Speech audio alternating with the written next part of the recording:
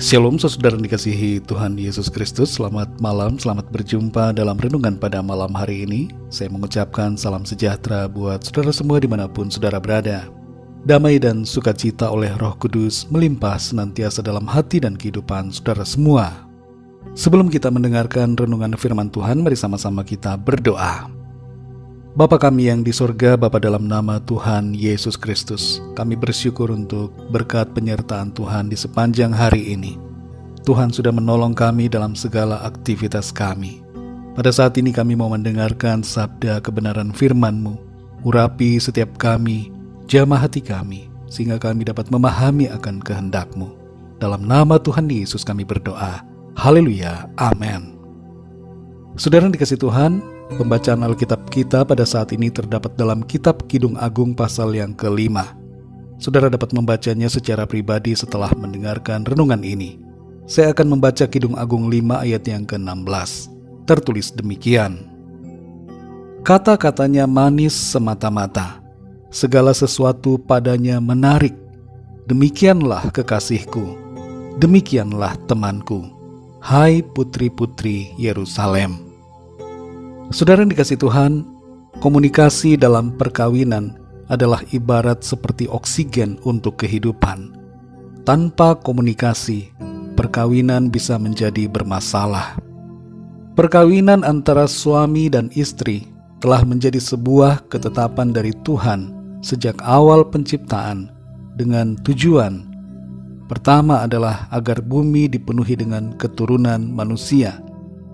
Kedua, agar terbentuk keluarga-keluarga yang mengasihi dan memuliakan Tuhan.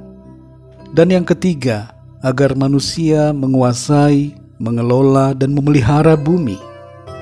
Dalam Kejadian 2 ayat 24 tertulis, sebab itu seorang laki-laki akan meninggalkan ayahnya dan ibunya dan bersatu dengan istrinya, sehingga keduanya menjadi satu daging. Kesatuan ini merupakan kehendak Tuhan. Bukan hanya berbicara soal kesatuan jasmani saja, saudara, tapi kesatuan jiwa dan roh dalam menjalani kehidupan.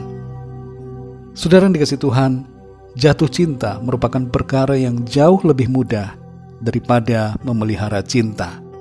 Cinta dalam pernikahan perlu dijaga dan dirawat, seperti menyirami tanaman di taman. Semakin disirami dengan air, maka tanaman itu akan bertumbuh dan berbunga yang indah.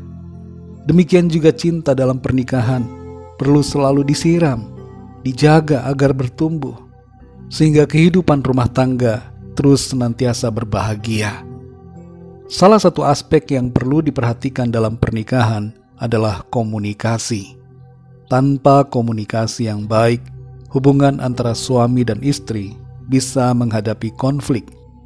Ingatlah saudara bagaimana peristiwa di Babel, ketika orang-orang tidak dapat berkomunikasi satu sama lain karena bahasa mereka berbeda.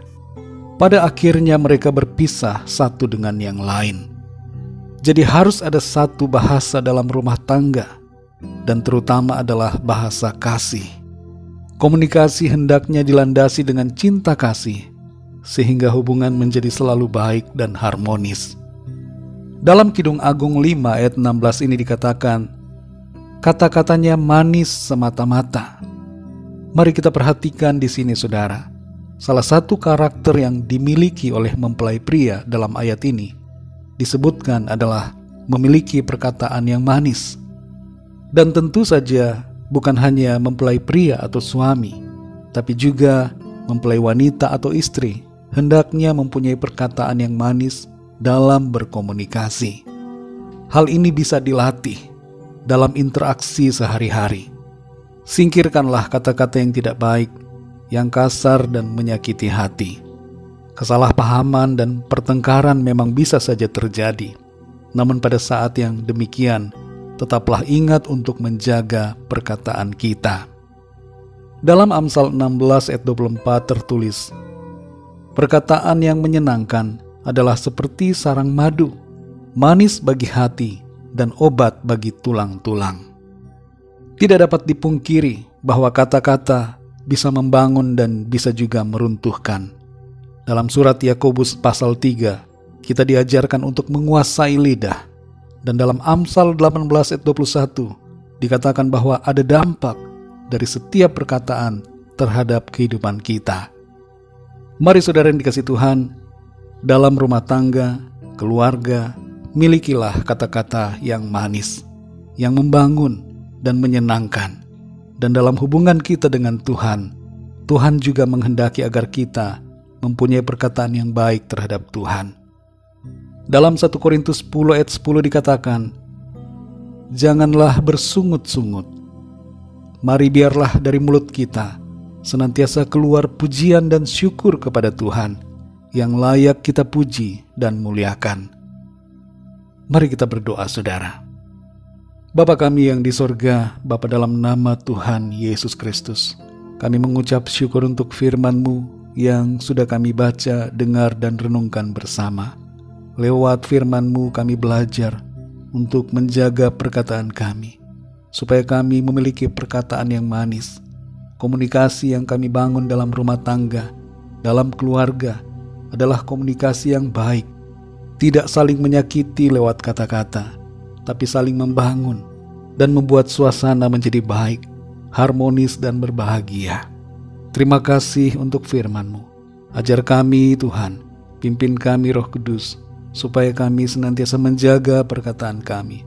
Dan terhadap Engkau juga ya Tuhan, ajar kami untuk kami senantiasa ingat bahwa dari mulut kami hendaknya kami memuji Tuhan, memuliakan nama-Mu, tidak bersungut-sungut, tidak komplain, tidak mempersalahkan Tuhan, tapi senantiasa bersyukur, memuji-muji nama Tuhan, memuliakan Engkau karena kebaikan-Mu.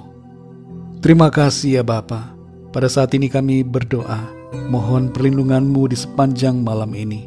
Berkati kami dalam tidur kami, berikan tidur yang nyenyak, dan bangunkan kembali besok pagi dengan kekuatan yang baru. Tubuh yang sehat diberkati Tuhan, untuk kami pakai memuliakan nama Tuhan dalam segala aktivitas kami. Kami berdoa bagi yang sakit dan dalam pergumulan, agar Tuhan memberikan damai sejahtera, berikan kekuatan, semangat, iman, pengharapan. Jamah setiap tubuh yang sakit, sembuhkan dengan kuasa-Mu dalam nama Tuhan Yesus. Aliran kuasa kesembuhan mengalir dan kesembuhan terjadi pada saat ini. Dan bagi yang sedang dalam masalah persoalan, Tuhan berikan jalan keluar. Pertolongan-Mu Tuhan nyatakan. Kami percaya berkat damai sejahtera dan kasih karunia Tuhan senantiasa berlimpah dalam hidup kami. Dalam nama Tuhan Yesus Kristus, Tuhan dan Juru Selamat kami berdoa dan mengucap syukur. Haleluya, amin. Puji Tuhan, saudara yang dikasihi Tuhan, saya percaya firman Tuhan menjadi berkat dan kekuatan buat saudara semua, dan Roh Kudus akan menolong saudara untuk lebih lagi memahami kebenaran firman Tuhan. Tuhan Yesus memberkati saudara semua. Selamat malam, selamat beristirahat, dan sampai jumpa dalam renungan yang berikutnya. Haleluya.